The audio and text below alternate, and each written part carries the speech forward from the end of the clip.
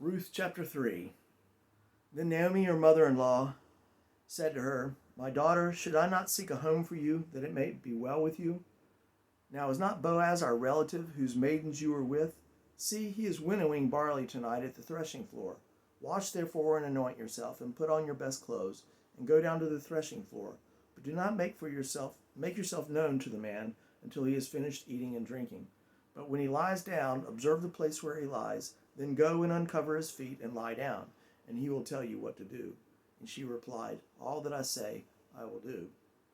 So she went down to the threshing floor and did just as her mother-in-law had told her. And when Boaz had eaten and drunk, and his heart was merry, he went to lie down at the end of the heap of grain. Then she came softly and uncovered his feet and lay down. At midnight the man was startled and turned over, and behold, a woman was laying at his feet. He said, "Who are you?" And she answered, "I am Ruth, your maidservant. Spread your garment over your maidservant, for you are my kinsman redeemer." And he said, "May you be blessed by the Lord, my daughter. You have made this last act of kindness greater than the first, in that you have not gone after young men, whether poor or rich. And now, my daughter, do not fear. I will do all that you ask, for my fellow townsmen know that you are a woman of character.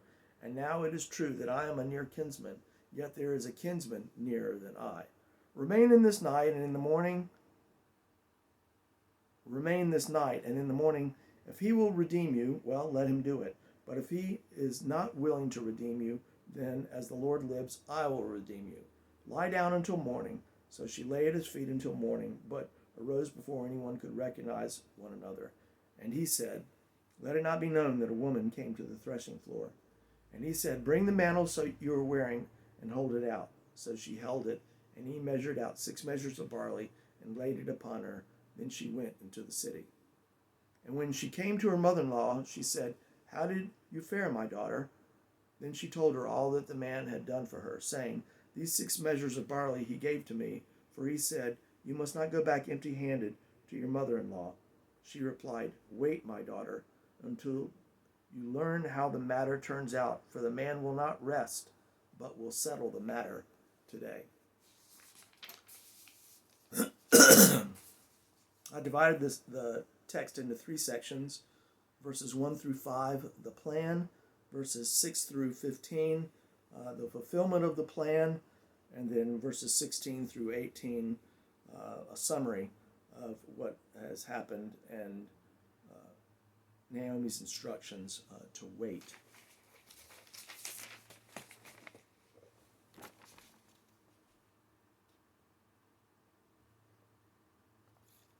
So you have the plan, the fulfillment, and then the recap instruction to wait. The first or two is a fulfillment, but the relationship between her sending her to go out and then coming back is just a progression. The exegetical idea: what is this progression? What is this chapter about? Naomi instructs Ruth to propose to Boaz to be her kinsman redeemer. Preaching idea, what it's about, how does it apply, is trusting God does not mean that you sit around and do nothing. I began by asking the question, what is faith? Faith, Hebrews says, is the assurance of things hoped for, the evidence of things not seen. It's essentially a placing your trust in Jesus Christ. Faith is not just faith alone, like Billy Joel says. You just got to have faith. The secular world will speak of faith, but it will not refer it to God. Speaking of religion, it's just anathema to speak of any kind of morality on social media. So you just have to have faith. They can talk about faith, but faith always has an object. God is the object of Christian faith. Faith in God. That's why they don't ever say, they just say faith, because they can't talk about God. But our faith is in Jesus Christ. It is in God Almighty. It's not fatalistic, meaning that we do nothing. No, faith is truly active, not passive. Ruth puts her faith in Yahweh when Naomi tries to encourage her to leave and go back home to Moab and find a husband and make a family. Orpah leaves, but Ruth clings to her and says, "Don't urge me to leave you or turn back from you. Where you go, I will go. Where you stay, I will stay. Your people will be my people. Your God will be my God. Where you die, I will die, and there I will be buried. May the Lord deal with me, be it ever so severely, if anything but death separates you and me." So she makes this oath of commitment, this proclamation to a confession of faith to Naomi, and she swears to God that she will take care of her and she will serve the Lord. Ruth's faith is put into action immediately. As soon as she returns to Bethlehem, it says at the end of chapter 1, so Naomi returned from Moab, accompanied by Ruth the Moabitess, her daughter-in-law, arriving in Bethlehem as the barley harvest was beginning. So as soon as she comes home, so to speak, her new home, she gets to work. Before the sun rises, she goes out and she goes to work. And she works from sun out to sundown. She had left everything that she knew, everything that she owned, potentially, and she's come to a new land and with her mother-in-law, and has revealed her true character, her godliness, by putting her faith into action, not by sitting around and doing nothing. So Ruth is a great example of faith in action. James said, "Show me your faith without deeds, and I will show you my faith by what I do." If James was to add a third example to Abraham and to Rahab, I would say Ruth would be a great example of faith in action. Naomi, as soon as they, or at the end of the season, the text says, the last verse in chapter 2 says, "So Ruth stayed close to the servant girls of Boaz to glean until the barley harvest and wheat harvest were finished, and she lived with her mother-in-law." At the end of the season, that is the setting, the situation, the timing of this, the end of the barley harvest, Naomi has had a period of time to contemplate and to consider the circumstances at hand, how Ruth just so happened to arrive to work on a piece of property that was a close relatives of Naomi's. In fact, it was one of Elimelech's. It could be as close as a cousin or even a brother. The text doesn't state exactly the relationship, but he was an immediate relative. Naomi is considering the fact that he has shown favor, this relative to Ruth. He has provided for her. At the end of chapter 2, he provided her an extra amount of grain and sent it back to Naomi to show not only was he taking care of Ruth, protecting her through his men servants and maid servants, providing water and food for her and bringing home leftovers, but he is showing to Ruth essentially by this grain that he knows that she is there. So Naomi is considering all this, and that he's a relative, a man of wealth and standing and power and influence. Providence has led Ruth to the field.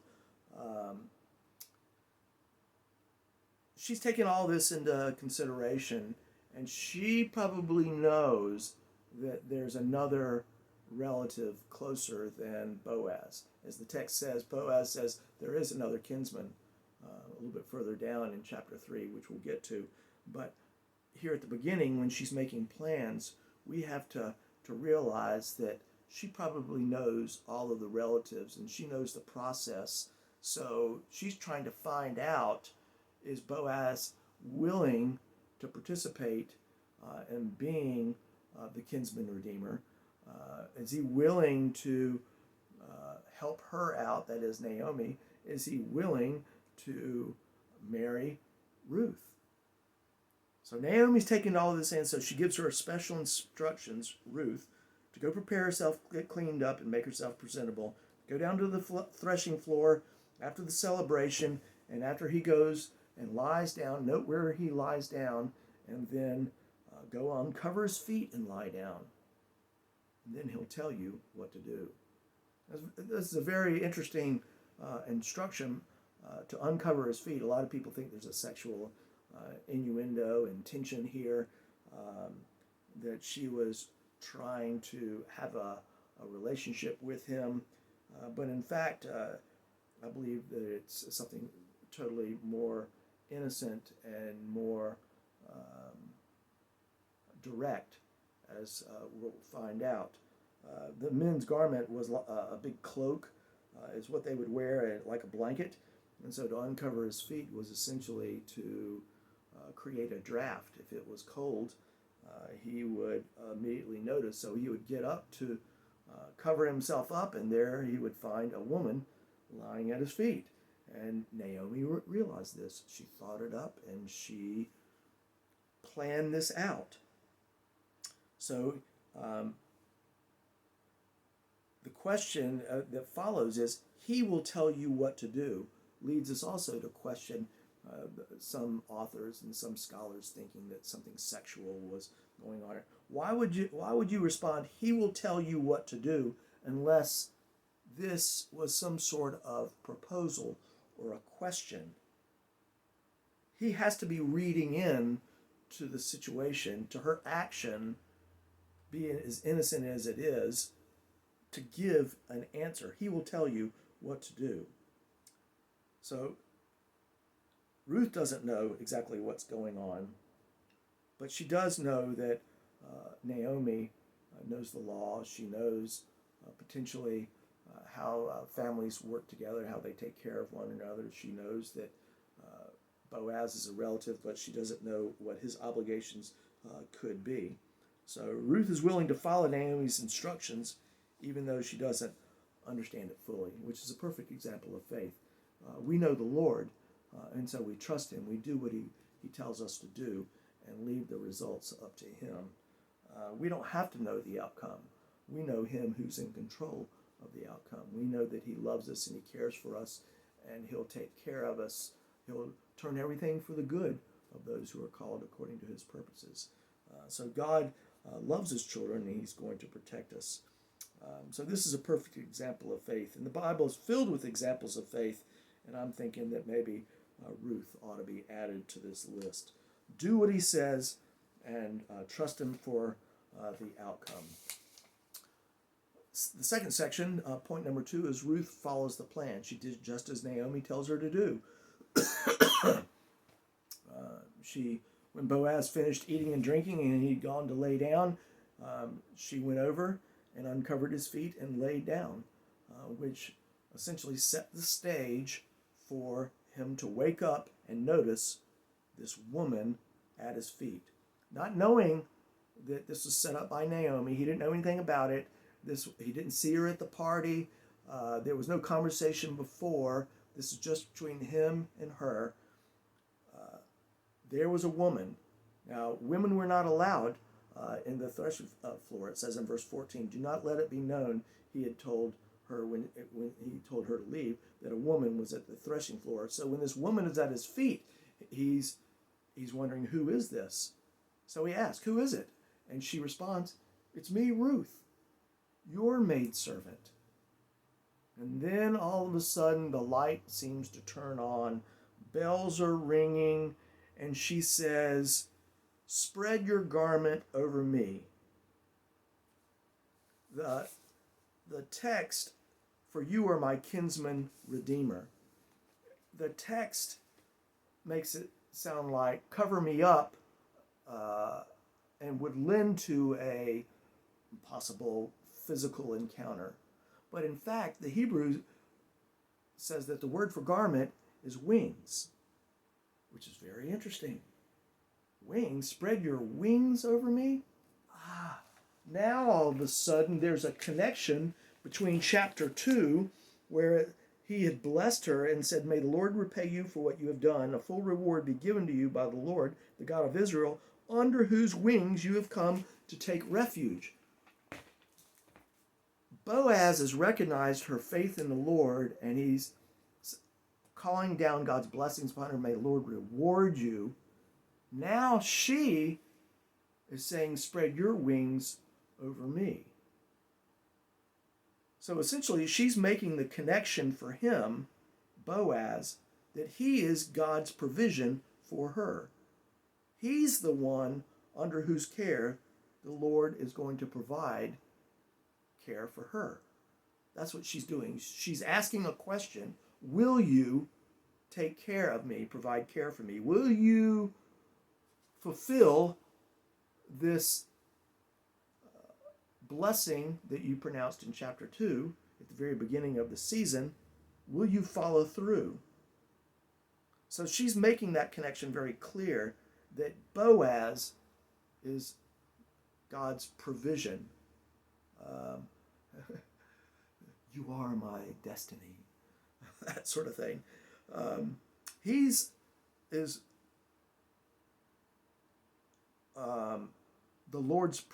he going to be the Lord's provision? So we know it's a proposal because she makes this connection between under his wings. But Naomi had also, remember, if you go back, she'd asked this question. He will tell you what to do. If they were answering with a response, a question like that, wait, you say this and then wait for him to say this, is not sexual. It's trying to figure out what his intentions are and is he willing, and you showing that you are willing to have him to fulfill that obligation. So it is essentially a proposal. And then the third point is, Boaz says, "I will do for you all that you ask." And she hasn't necessarily asked anything other than spread your cloak over me or cover me with your wings. So in that act, or in that question or statement, command, spread your wings over me, he responds with, "I will do what you are asking." So she is asking a question. She is making a proposal. Which takes us back. She's taking the initiative to show she desires to be married with the right relative. Does he know? If we go back to the very beginning, he heard from the workman when the workman was describing Naomi, or Ruth, that she was the Moabitess who had come back with Naomi. Was he already putting two and two together? Was he already thinking about, oh my goodness, Naomi, my relative, is back in town?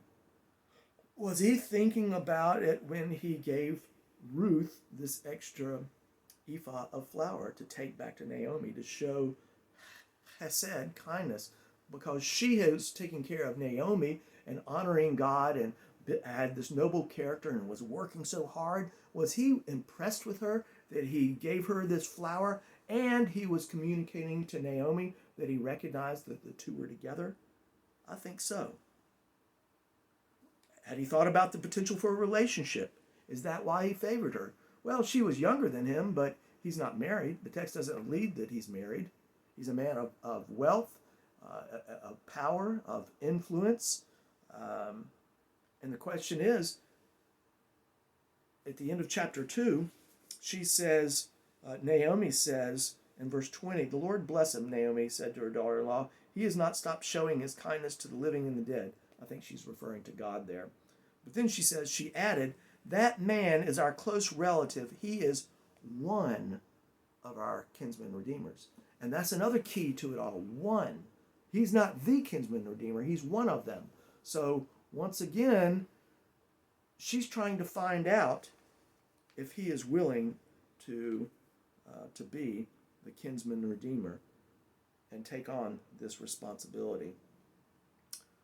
This would explain why he understands her requests and says, "Yes, I will do all that you ask." He knows that Naomi is behind all this, and yes, he'll take Ruth as well as support Naomi. In his response, he blesses Ruth a second time. If he blessed her over in chapter 2, now he's blessing her a third time. And he explains and he says to her, may you be blessed by the Lord, my daughter. You have made this last act of kindness greater than the first, in that you have not gone after young men, whether rich or poor. This first act of kindness was that she didn't go after young men. This act of kindness was that she was pursuing and willing to receive Boaz, who was obviously an older gentleman, as her husband. She was willing to do not only what the law or what was appropriate if she understood levirate marriage and that responsibility, but she was willing to take an older gentleman to be her husband.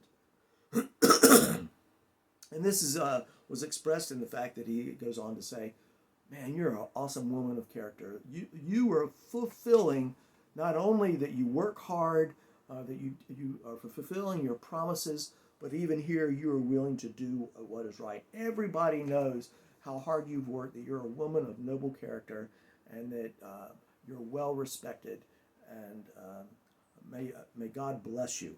So that's how he initially responds to her. May you be blessed by the Lord. But there was a glitch.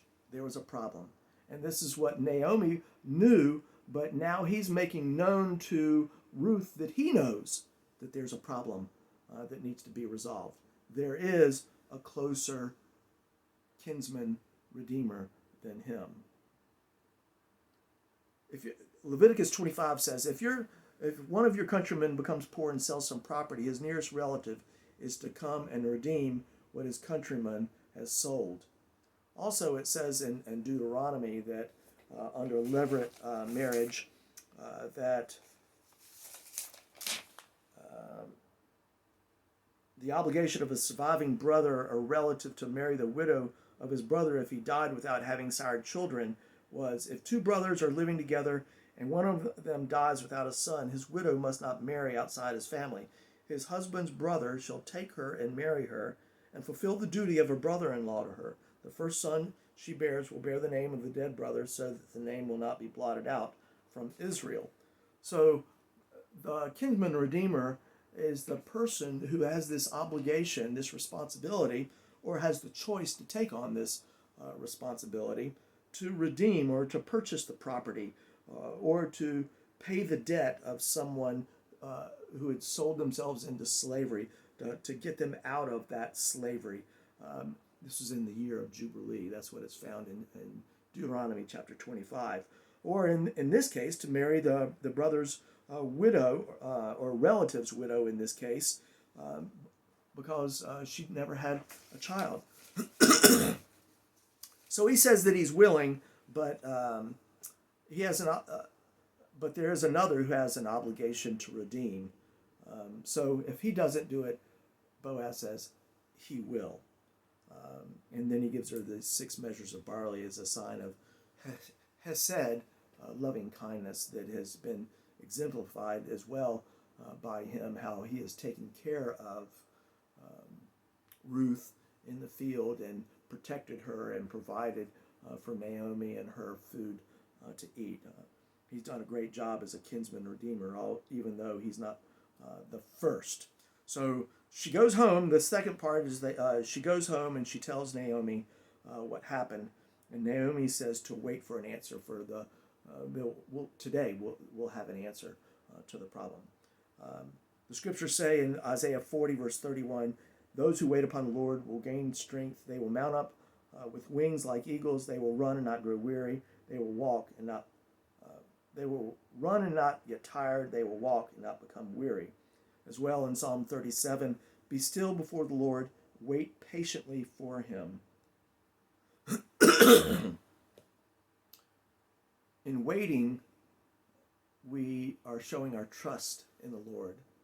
Faith is placing our trust in the Lord. We do all that we can. We work hard, but the outcome is left to the Lord. In these circumstances, Ruth has followed through and obeyed Naomi, and this plan has proposed the question and has clarified the situation. Boaz has given an answer, and now in chapter 4, we're going to see the resolution. What is going to be the outcome? Naomi knew all this, and she knew that she had to prompt this because she loved Ruth and wanted her to live happily ever after. She wanted her to get married and have a family. Boaz was available, and so she has instigated, schemed, and come about with this plan and had Ruth to follow through. So Ruth showed her faith in God by doing her hard work, by her godly reputation, doing what Naomi told her to do, and now they are both going to wait upon the Lord for his outcome, to see what he is going to do. We need as well to put our faith into action. The harvest is ripe in these days and in this time, considering the election is over with. The inauguration, Biden has been installed, and now it seems with the swiftness of his pen, so many executive orders and actions are being put into effect that are going to change the direction of America. Yet we who have been praying and waiting upon the Lord are going to trust that he is not only in control, but his will be done. But as well, many people who are despairing are going to be without hope. Those people who put their hope in Trump and not in Jesus, those people who put their hope in their freedom or in their stuff, who are going to realize it might be taken away, or we're going to lose our freedoms, so to speak. Jesus said the harvest is ripe in the end times, in the last days. The harvest is ripe, but there's not enough to go out and reap the harvest. The church should, at this point now, roll up its sleeves and go to work. Not be fatalistic, but put faith into action. We shouldn't wait upon the Lord to do all the work and bring people into the church. Rather, instead, we should go out and share the gospel and encourage people to come to Christ and put their hope and their faith and their trust in him.